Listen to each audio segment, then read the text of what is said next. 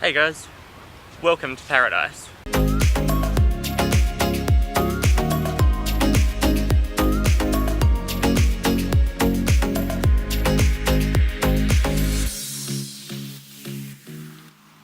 So we've just been staying for the last few days at this cool place called the Ocean Beach Hostel.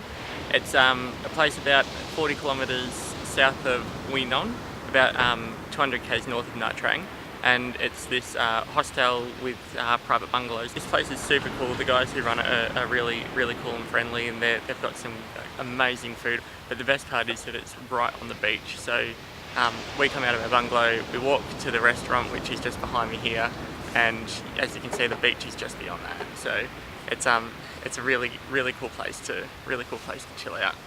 So we spent a few days actually riding from the border of Laos to here to get back to the coast, and a little bit of what happened there was we ended up getting 2 punctures in the one day, and lucky for us they were actually both right outside a mechanic, so it worked out really well for us. We got them fixed pretty easily for only a few dollars for each one, and it was very lucky.